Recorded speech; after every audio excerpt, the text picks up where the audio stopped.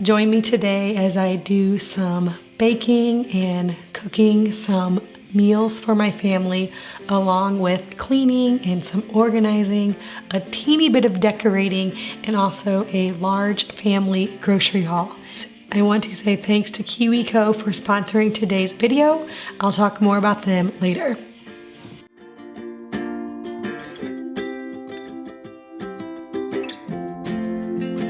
All right, guys, so I just got home from the grocery store, so I thought I would do a little grocery haul with you guys here today. So I don't go to the grocery store very often. I probably go about once a month for a large grocery haul. I do sometimes end up there between just to grab like little things, and mostly just things that we need for the blog if we're doing like some particular recipe. But for the most part, I grocery shop about once a month. But I will say that the bulk of the food that we consume does not come from the grocery store. So you guys have heard me talk about my younger sister, Ashley, on this channel multiple times. She is the sister that has the farm where she raises cattle, hogs, and also chickens. And so I get all of my meat from her. Everything is fed with non-GMO grain. She does rotational grazing, so they stay on grass all the time. So I really love getting my meat from her. And she does actually ship now, and I always get questions about if she can ship her meat. So I will link her website down below if you're looking for a good quality meat source. You will see in my haul here that I don't have any meat, and that's because I get all of my meat from her. And then I also get all of my milk from my other sister, Lisa, who has a dairy cow.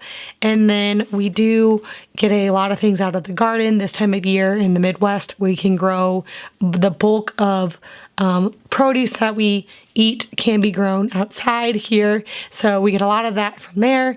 And then I also have chickens, and my sisters all have chickens. And so we get plenty of eggs that way. But you will see I still have to purchase all of the different like condiments and things. I mean, I could make those, and I have made lots of my salad dressings I make, and I have made ketchup in the past, but for a bulk shopping trip, I will pick up a bunch of like mustard and ketchup and salsa, pasta sauce, those types of things that we like to have on hand. I also get a lot of honey from the grocery store. One day, hopefully, we will get bees.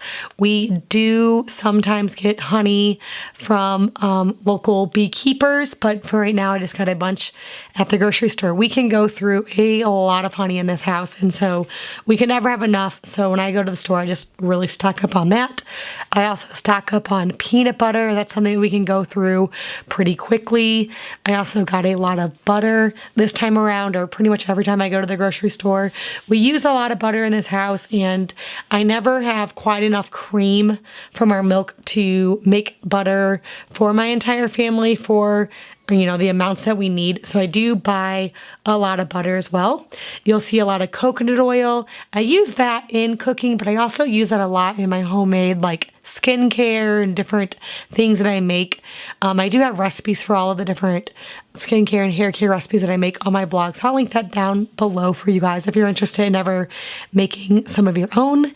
This time we also got down the specialty fall aisle at Aldi. I don't know if you have an Aldi near you, but if you do, they have out all of their fall foods and pumpkin spice, literally everything. So we got stuck down there at the kids with me, and we were just grabbing stuff off the shelf. So we tried their pumpkin spice fruit leather, which we already did eat on the way home. It was really good. Some of the kids told me it was spicy, which just means it's had cinnamon in it. They still liked it. They were just like, Mom, this is spicy, because it's different than the fruit leather that we usually get, because it's pumpkin spice. We also got the pumpkin spice Cheerios and the pumpkin spice Tate cookies, but anyway, all good stuff. I also got some orange juice. That was another thing. The kids were like, can we get this? And sometimes when I have the kids with me, they throw a few extra things in the cart that I wouldn't normally buy, but I just say yes to. So we get a few of those random things in here along with spaghetti. They wanted the long noodles spaghetti. So I said, okay. So that ended up in the cart. You'll see here I got a bag of flour. That's not typical for an Aldi haul for me. They don't have the flour that I like to use all the time. I typically like an unbleached flour. I try to get organic. I really prefer einkorn if I can. And best of all, I prefer wheat berries that I grind myself. And so I need to make a trip to the Amish community or order from a co-op or something soon, our wheat berries, so we can grind it ourselves. I do have a wheat mill, so typically I have wheat berries and then we just grind them and make our own. But we were completely out, so I went and grabbed a bag just to get us through for now. You also see some onions. You guys know my love for cooking with onions. I am going to grow onions next year. Easy to say now, the end of growing season, and then when that's months and months away, like, yeah, I'm going to grow those next year. But for now, hey, we're buying them at the store. I also got a couple pineapples. That is one of my kids' favorite fruit, and so we got those. I'll be cutting those up for breakfast or smoothies or something later on in the week. So anyway, this is just a typical grocery haul, and with all of this, and then being able to get our meat in bulk and all of our dairy for my sister, we shouldn't need to go back for maybe even a couple of months, since I did stock up pretty good on the different items that we buy at the grocery store. I am so excited to thank today's video sponsor, Kiwico. Kiwico provides a monthly crate that gets delivered straight to your door with super fun hand-on projects that are designed by experts and tested by kids. My kids always get super excited when the Kiwico box arrives. They want to jump in and get started with it right away. And I love that it gives them a fun, hands-on project to do that keeps them busy and entertained. With 9 different lines, there's something for every interest and age, all the way down to babies even younger than Jacob. My 9-year-old son did one of the Atlas crates this time. The Atlas crates highlight different countries, and this time his was on Brazil. My daughter did the Kiwico Tinker Crate, which was filled with several different science experiments. Her favorite was definitely the spinning art machine. In fact, she brought it over to her grandma's house and showed it to all of her cousins and let everybody try it. She has been making lots of different pictures and have been hanging them up all around the house. She has just been obsessed with it. My 5-year-old did the Kiwi Crate, and it was filled with projects for him to explore art, science, and engineering. Even the baby and toddler got to join in on the fun with the panda and koala crates. Kiwico really does have something for all ages. The best part about Kiwico is that whenever the box arrives, the kids all have something to do that's going to keep them busy for hours, all while learning. From science and engineering to art and design, every crate is designed to inspire excitement, curiosity, and moments of discovery. As a busy mom, I love how convenient Kiwico is because everything they need comes in the crate and it saves me trips to the store. I love that Kiwico provides a fun yet educational activity that is very affordable. Most Kiwico subscriptions are only about $20 a month. So if you want to try it out and support my channel, use the link down in my description box below or use the code OurOilyHouse to get 50% off your first order. All right, so this next clip here is actually the following day, and I am getting breakfast going. Now, whenever we wake up in the morning, it seems like we always kind of wake up in shifts, and the babies are up first, the bigger kids sleep in a little bit, and the babies can never wait for what is their second breakfast. And so I am starting off this morning by just frying up a couple of eggs, or actually scrambling up a couple of eggs for the babies because they are hungry now. And then I'm going to get some biscuits going. I'm going to make some sausage gravy and some homemade biscuits. And then I'll also scramble up some more eggs for everybody else whenever they wake up. And this will be our breakfast today. Now, we did end up going to the pumpkin patch yesterday evening. The pumpkin patches in our area are just starting to open up, and you guys know my love for summer. I tell you guys probably like way too many times, you're sick of me saying it, but I also love fall. Honestly, I love all the seasons, and I am so ready to embrace the fall season. And it happened the second that I saw that the pumpkin patches were opening up. I was so excited.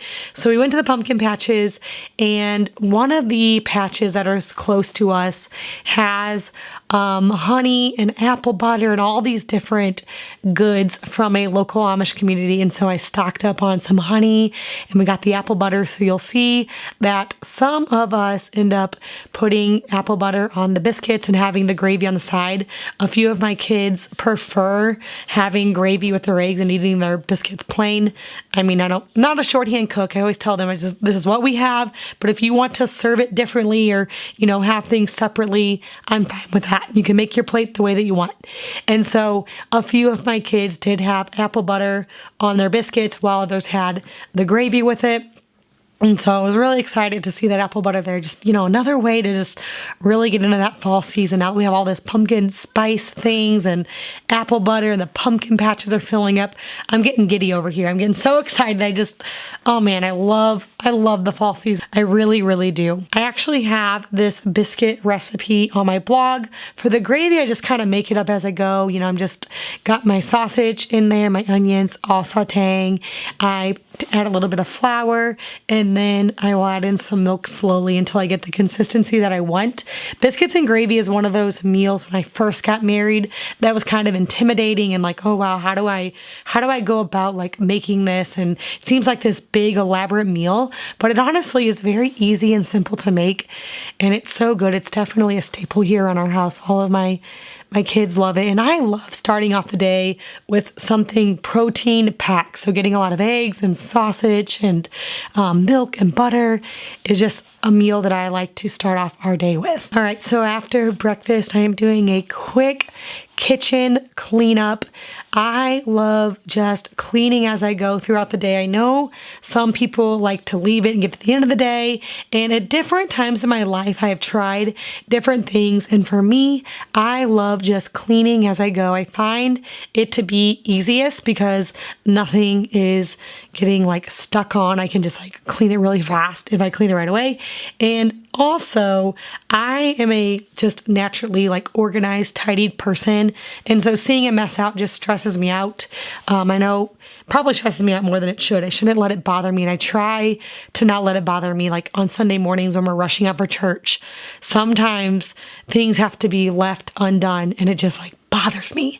But it shouldn't, because it's no big deal. When I get home, I can just like quickly clean it up. But anyway, I'm doing a quick cleanup here just so I can have the house nice and put together. And then I'm doing a quick load of laundry. A couple of videos back, I did a load of laundry and so many people commented on my laundry basket. And you'll see here, I still have that same old, completely cracked up laundry basket that everything falls out of when I'm carrying up the stairs. And I didn't notice my laundry basket. I don't know why I didn't notice it until people commented on it on like the other video. And so now I'm sitting here, I'm like, yeah, I need to get a new laundry basket. So maybe the next time you guys see me do laundry, I will have a different basket. I definitely need one. It's just one of those things. Sometimes you just kind of get stuck in what you're doing or what you have, and you just don't think about it. I've been used to like squeezing it together and like holding in the socks that are falling out of the cracks for so long that I hardly even notice that. I need a new one, but eventually I will have a new laundry basket. All right, so this day, after I am done with all of my chores in the morning and like cleaning up and doing laundry, I am heading out to the front porch. If you guys haven't learned by now that this is not a decorating YouTube channel, you'll figure it out after this clip here. You guys did not come here for fall front porch inspiration. You can get some much better inspiration for that probably over on Pinterest or over on my sister's YouTube channel, somewhere else, not here. But I am doing a couple little touches, and when I got out here to put up my new fall wreath, the first thing I noticed was how disgusting my front door was. I don't even know if I've ever cleaned it like ever in my whole life. So I am scrubbing that. I just have a bucket of warm water with a little bit of vinegar in it, and I am scrubbing the front porch and getting all the bird poop off of here. It's not looking good. It's kind kind of embarrassing actually. But I am cleaning the front door. I am sweeping the front porch, and I'm going to put out the tiny little few decorations that I have, which is a wreath. Switching out my wreath, I have 3 wreaths in my home. I have one for fall. I have one for that is summer and spring, and then a winter wreath. Majority of those have come from hand-me-downs from my sister, of ones that she didn't like anymore. She was switching on getting new ones, and so I just kind of keep those and switch those out if I remember. Sometimes the same wreath stays up all year round, but hey, if I remember, I switch them out. And then I got a mom and a couple of pumpkins at the pumpkin patch that I'm going to sit here on the front porch, and that's it. That's the extent of my fall decorating. But I will say, when I come home, or when I like back up and look at it, you can tell that I really tried and that I put something out for fall, and I like it. You know, I like the little fall touch. And I may even put up a few things in my house. I have some, you know, like one tiny bin downstairs that says fall on it. And if I feel so inclined, you know what, my daughter will probably do it. I'll probably just tell her she can go at it and put out some fall things upstairs or on the mantle or wherever she wants. But until then, this is what we have. I think it looks nice. We do have some mums planted out around the property that come back every year, and that is just my favorite thing. I love all the different flowers and things that happen the different seasons. So soon this whole place will look like fall, because every leaf will change, and we'll have mums coming up, and it'll be beautiful even without my decorating. God is creative, and He will give us a beautiful fall decor just on His own, and that'll be nice, because I don't really have it in me to do that. All right, so on to lunch. Today, I am making a big pot of just some like vegetable, noodle, beef, soup, whatever. I'm getting out my Instapot and starting some broth here at the beginning of this meal, because I don't have any broth in the refrigerator, but because I'm doing it in my Instapot, it will get made pretty quickly. So while my meat and onions are sauteing and browning, and I'm dicing up my potatoes, I actually did some regular potatoes and also some sweet potatoes. My broth will be cooking. It'll be about done. I typically, when I make bone broth and have the time, I would do a full soup setting on my Instapot, which is 240 minutes. But today I think I'll just do about 30 minutes to an hour. It'll still work. It might not have all of the nutrients out of the bones, but it'll still taste good and give us a nice big pot of homemade soup. So after I make my meat, I am straining off some of the grease. I don't always strain off the grease when I am cooking. Whenever I have a good source of meat, I like to use all of it. So I like to save the fat, I like to save the grease and use it in maybe a different recipe or just leave it in there. But today I am straining it because when I'm making soup, I do find that the extra grease, just kind of gets into the broth. And I don't drain all of it off, but I do drain some of it off. And then I'm going to add in my potatoes and sweet potatoes in. And then once my broth is done, I will strain the bones off and add that broth into the soup. And then I'm just adding a bag of frozen vegetables to this, like a medley. It's green beans, corn, peas, and carrots. And then I'm also boiling some noodles. That was kind of an afterthought, but I was like, you know what? To make this stretch a little further, I thought I would need some noodles. And so I'm just boiling that and then serving this with some noodles and cheese and sour cream. All right, so this afternoon, I'm actually making some banana nut muffins. A few of my boys are playing soccer this season, and we have soccer practice tonight. And on their soccer practice night, we have to eat an early dinner, and then they have practice. Thankfully, the boys have practice back to back on the same night, so that makes it nice and easy for me. But we are at the fields for a couple hours, and we have to eat an early dinner. And so by the time soccer is over and we're heading home, everyone's already hungry again. So the last couple of weeks, I have made some muffins to bring along, and then on the way home, they all have a little snack. So then we get home, it is time for bed, because the practice goes until about bedtime, at least bedtime for the little ones in my family. And so this is a great little I don't know, it worked out the first couple of times that we did it. Now we're just kind of sticking to it. So I'm sure all season, every Wednesday afternoon before we have soccer practice, I'll probably be making these banana muffins or some sort of muffin or snack for the kids for on the way home. So that is what I'm doing here this afternoon. And while I was making these, I realized I didn't quite have enough nuts to, that the recipe called for. So I threw in a couple handfuls of chocolate chips. The kids did not seem to care that I added in chocolate chips to these. In fact, they all were like, "Is that chocolate chips in these?" Like they were really excited about that. That really made their day. So now I'll see if I can get away with not adding chocolate. Now that they know how good a banana muffin can be. For this recipe, I just Googled up a banana muffin recipe, but as always, I made a few changes just with what I had on hand. Typically, that's what I do. I will Google up a recipe or kind of look at a recipe and then change it with what we have, or to make it a little bit healthier. Like sometimes I'll switch out, instead of using a vegetable oil, I'll use a coconut oil or tallow, or, a whole grain flour rather than an all-purpose flour, just little things like that. I might make a few adjustments too. Tonight for dinner, I'm going to be making some shredded beef nachos. So for this, I'm just going to be adding a roast. It's a sirloin tip roast to my Instapot. I already had it out for my broth, and I didn't even fully clean it. So I'm just going to put that in there, add some liquid and a bunch of spices. So whenever I make a meat for tacos, I always add, or nachos or something Mexican-y, I add in a lot of chili powder, salt, pepper, garlic, some onion powder, just lots of spices to make it really flavorful. And I'll just turn this meat on while I'm working on the rest of the dinner. And then when it's done, it'll just all kind of shred apart, because it's nice and tender whenever you cook it in the Instapot with a lot of liquid. So with this, I'm also going to chop up a bunch of onions and peppers. We have so many peppers right now. Those are what's growing really well where I live, and so we have lots of peppers. So I'm going to be chopping those up and sauteing them to top the nachos with. I'm also dicing up a bunch of tomatoes, shredding up some cheese. We have a bunch of lettuce and avocado since we just went to the grocery store. So while the meat cooks, I'm just going to be making all the toppings for the nachos.